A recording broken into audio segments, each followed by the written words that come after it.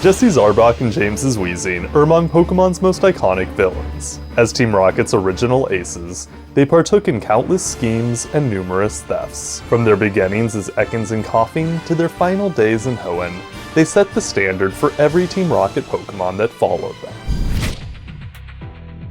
Hi, I'm Professor Silver, and today I'll break down the history of Arbok and Weezing, detailing their transformation from villains to heroes. But before we unravel their history, I've got to tell you about our sponsor, Raid Shadow Legends. If you're a Pokemon fan, you're gonna feel right at home with Raid. It's like Pokemon, but with a dark fantasy twist. Like many a great RPG, you're building an army of powerful champions, each with their own abilities, types, and powers. Forming the right team is everything. Picking the right champion mix can be the difference between victory and defeat. One of the best parts of Raid is watching your champions level up and get stronger. Champions gain new powers, unlock awesome abilities, and grow stronger with every battle. With hundreds to collect, the team possibilities are endless. Raid offers tons of quests and challenges that let you experiment with different champions and strategies. The more you complete them, the faster your champions will level up and you yourself will gain a better understanding of the game. Now let's talk about the battles. If you love turn-based tactics, Raid's got you covered. In this game, every decision counts. You have to plan each attack, buff, and defense with each champion's abilities in mind. It's always a thrill taking down bosses and testing new strategies. So if you're ready to scratch that Pokemon itch in an entirely new way, download Raid Shadow Legends right now. It's free on mobile and PC, and if you use my link in the description, you'll get the Epic Champion Virgus, the Champion Rector Death upon reaching level 25, 200k silver, and other awesome loot. Additionally, if you're a new user, you can unlock the legendary champion Sun Wukong using the promo code Monkey King. After you download Raid, look me up at Prof. Alex Silver so that we can dominate Raid together. Get in there and start your adventure. And now on to today's class.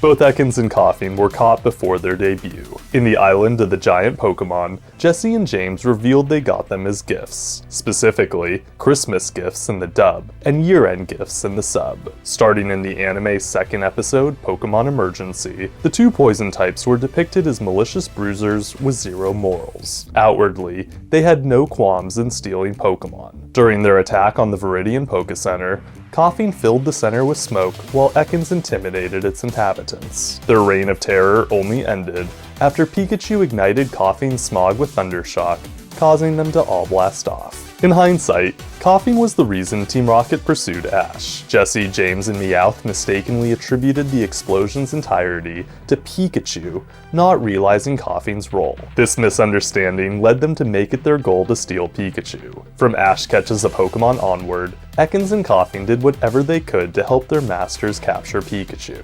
In their first attempt, they nearly succeeded. They blinded Pikachu and fainted Pidgeotto, but were ultimately beaten by Ash's Caterpie, who then evolved into Metapod. The battle set the tone for the rest of Ekans and Koffing's battles. They fought hard, but usually lost in the end. Simply put, they were jobbers. It was their role to lose to make other Pokemon look cooler. This was exemplified in Clefairy and the Moonstone during the series' very first double battle, wherein they lost to Brock's Zubat and Ash's Butterfree. Thanks to their sacrifice, Zubat and Butterfree were established as capable fighters. Despite being jobbers, Koffing and Ekans weren't without their triumphs. That same episode, Koffing tied with Brock's Onix by countering Tackle. Still, such moments were rare. In Koffing's next fight with the gym leader's ace, it lost to Erica's Gloom. Alongside Ekans, Koffing also lost to AJ Sandshrew, Wild Ghastly, and Ash's Primate. Koffing and Ekans almost beat Pikachu and Geodude in Pokemon Fashion Flash, but Brock's Vulpix thwarted their efforts. Although Ekans and Koffing lost most of their battles, Jessie and James never stopped caring for them. No matter how many times they lost, their trainers still thought them wonderful. In all honesty, Jessie and James likely blamed themselves for each and every loss, as their plans often failed due to their own incompetence. In Pokemon Shipwreck, for example, Jessie had Ekans make a hole in a sinking ship, not realizing it would cause a flood of rushing water. Similarly, James had Koffing try to balance the ship, despite the fact that Koffing floated above the ground. Jessie and James weren't the brightest of bulbs, but they did love their Pokemon more than their jobs. When Misty questioned cautioned them about the importance of winning battles versus saving their Pokemon, they immediately ceased their criminal efforts and agreed to a team-up aboard the St. Anne. The sinking of the St. Anne left Koffing, Ekans, Meowth, and Ash's Pokemon stranded on an island in the Island of the Giant Pokemon. When Meowth requested they fight Ash's Pokemon, Ekans and Koffing refused. They explained that they only did bad things out of loyalty. If Jessie and James weren't around to give them orders, they wouldn't commit evil. According to them, there were no bad Pokemon, only bad trainers. The episode transitioned Ekans and Koffing from heartless brutes into blind loyalists. Without Jessie and James around, they couldn't have been nicer. As the episode progressed, they broke bread with Ash's Pokemon, shared their feelings of sadness, and even provided them warmth. Ekans and Koffing arguably loved Jessie and James more than Ash's Pokemon loved him. While Bulbasaur questioned Ash's loyalty, Squirtle joked, and Charmander fretted, Ekans and Koffing cried profusely.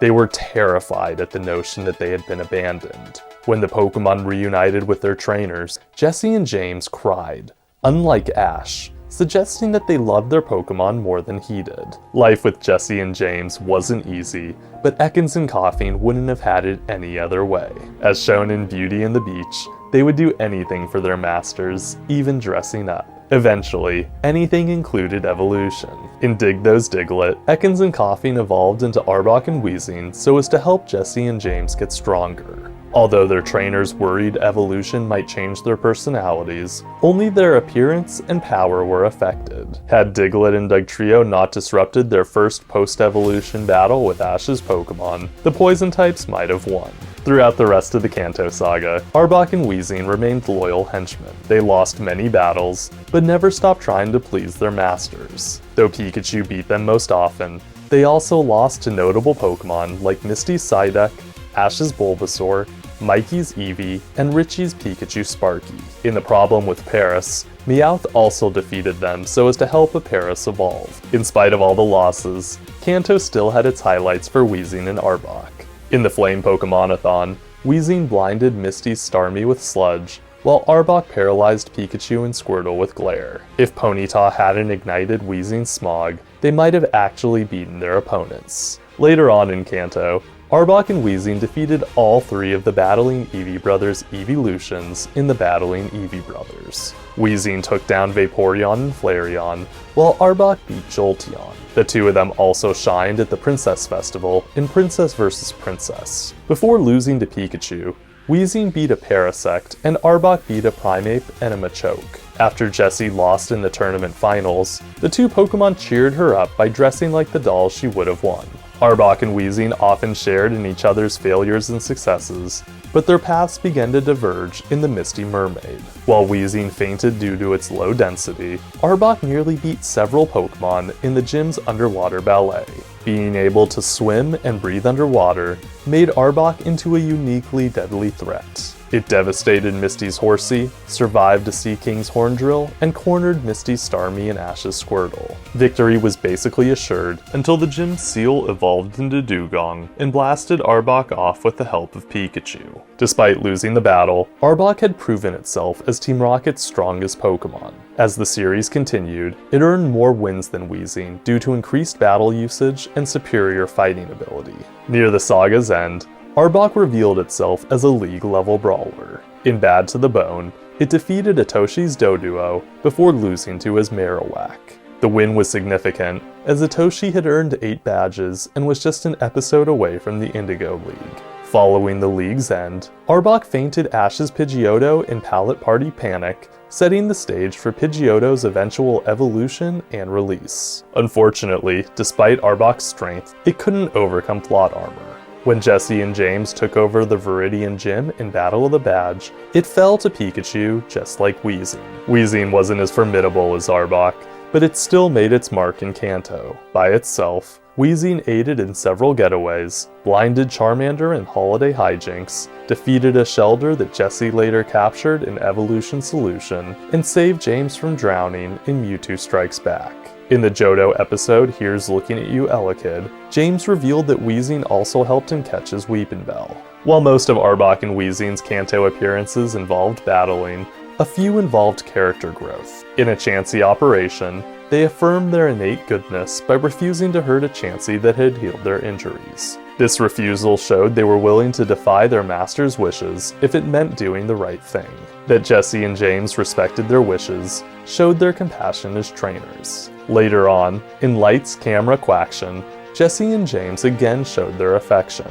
When Arbok and Weezing were rejected by a Hollywood producer, the trainers encouraged them to keep aiming for the stars as they were destined for greatness. The touching moment highlighted the deep bond they shared. Overall, Arbok and Weezing ended the Kanto saga with many memorable battles and storylines. They weren't as iconic as Ash's starter squad, but they did significantly more than Brock and Misty's Pokemon. Heading into the Orange Islands, Arbok and Weezing were still Jessie and James' primary Pokemon. Like in Kanto, they appeared in many battles, often losing. The saga began with a bang as they battled aboard a blimp in a scare in the air. Regrettably, Arbok lost to Pikachu while Weezing fell to Geodude. As in Kanto, Jessie and James relied on Weezing for cover and Arbok for muscle. Arbok memorably defeated Ethan's Jolteon in Get Along Little Pokemon and a giant Pidgeot in Bound for Trouble. The biggest change in the Orange Islands for Team Rocket was that Jessie and James regularly used Lickitung and Victreebel alongside Arbok and Weezing. The four Pokemon appeared together in episodes like Pikachu Revolts, Tracy Gets Bugged, and A Way Off Day Off. While Lickitung mostly provided support, Victreebel often replaced Weezing in battle. For example, in A Shipful of Shivers, it was Victreebel, not Weezing, who joined Arbok against a Haunter and Ghastly that once belonged to an Orange League champion. Despite teaming up less often, Arbok and Weezing still joined forces on many occasions. In addition to a handful of battles, they also tried to free Zapdos in the Power of One, partook in a fantasy in the Pink, and helped operate a Mecha Rhydon in Pokemon Double Trouble. Between Smog, Poison Sting, and Jessie's questionable methods of encouragement, the Mecha Rhydon was a formidable force to be reckoned with. When Jessie and James followed Ash to Johto, they brought Arbok and Weezing in tow. Starting in Don't Touch That Dial, the two Pokemon served as fodder for Ash's Pokemon, just like in previous regions. In Johto, Arbok maintained its position as Team Rocket's strongest warrior. While Weezing got no wins, Arbok defeated Sakura's Eevee in Troubles Brewing, Brock's Geodude in the Ice Cave, and Misty's Staryu in Around the Whirlpool. The win against Staryu was particularly impressive. It confirmed Arbok to be an expert battler in the water, despite not being a water type. Arbok could have beaten Jessie's friend Blissey in Ignorance's Blissey, but it held back at Jessie's behest. Of course, without Weezing, Arbok also lost to several Pokemon. The most notable were Suicune, a Thug's Hitmonlee, Aya's Venonat, and Gary's Arcanine. Arbok almost beat Pikachu on several occasions, but there ain't no rest for the wicked. Beyond battling, Arbok often contributed to Team Rocket's schemes. It downed Faulkner's glider in Fighting Fire with Flyer, inspired the Arbotank's design in Tanks-a-Lot, danced to a flute and terrorized Leddybutt in The Whistle Stop, and acted like a cannon in Carrying On before getting hypnotized by Noctowl. In Forest Grumps, Arbok even joined forces with the gang's Pokemon to save their respective trainers. Although Weezing still appeared in many battles in Johto, it mostly aided in getaways and sowed mayhem. On its own, its most significant battle was losing to the Mass Marauders Tyranitar in Pokemon Forever. Paired with Arbok, Weezing's most notable losses came from opponents like Duplika's Ditto Minidit, Shingo's Scizor, Whitney's Miltank, Morty's Gengar, Wild Articuno, Price's Piloswine, and Claire's Gyarados. Arbok and Weezing also lost to Brock's Golbat, soon after causing its evolution in the episode Hassle in the Castle. Arbok and Weezing didn't get as many chances to show their moral character like they did in Kanto, but it's worth noting that they affirmed their innate goodness in the episode Got Miltank. During the story, they refused to fight Ash's Pokemon, as they were grateful to Miltank for providing weak Pokemon an oasis. This showed that they would never fully compromise their morals. That said, doing evil at their master's behest was often an option. During the balloon race and the big balloon blowup, Arbok and Weezing used their unique powers to squash the competition. In many of Team Rocket's battles, Weezing took a backseat as Victreebel battled with Arbok in its stead. Unluckily, Arbok was no more successful in battle with Victreebel than it was with Weezing. Together, they lost most of their matchups. In current events, for instance, they attacked Ash only to be beaten by his Bayleaf soon after she evolved to thwart them. Besides Bayleaf, they were also bested by notable Pokemon like Ash's Heracross, Jigglypuff, and Delaney's Poliwrath. The Arbok and Victreebel partnership ended, and here's looking at you Elekid, after Jessie forced James to trade for a Weepinbell. After Weepinbell evolved, Arbok blasted it off, leading Weezing to once again become its only partner. Following Johto's end, Arbok and Weezing went to Hoenn, where they had their last hurrah. Together, they fought Machoke and Hoenn alone, Magma Mightyena in a ruin with a view, Norman's Vigoroth in There's No Place Like Home, Pikachu in The Nicker of Time, and a robot in We're No Angels. Just 6 episodes into the saga, in a Poached Ego, Arbok and Weezing took center stage for the final time. When they discovered a poacher named Rico was trapping wild Koffing and Ekans, they joined forces with their trainers in Meowth to free them. Although Arbok defeated Rico's Fearow, the poacher's Tyranitar proved an insurmountable threat. As a result, rather than risk Weezing and Arbok getting captured, Jessie, James, and Meowth released them so that they could lead the Ekans and Koffing to safety.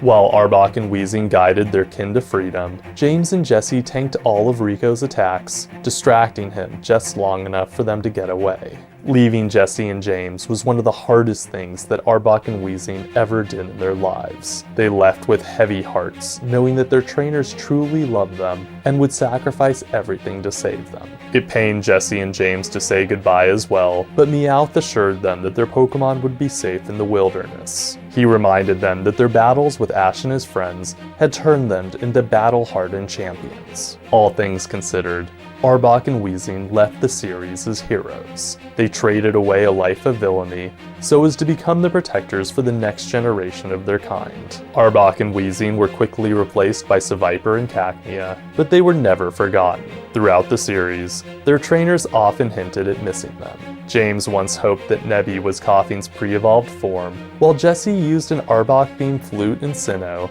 and fantasized about Ekans and Alola. Most explicitly, Jessie and James remembered them fondly when thinking of their old Pokemon in the Journeys episode Rocket Revengers. Since Arbok and Weezing's location isn't a mystery, I imagine they'll one day reunite with their trainers and get a true happily ever after. As that concludes Arbok and Weezing's history, let's get to their battle record.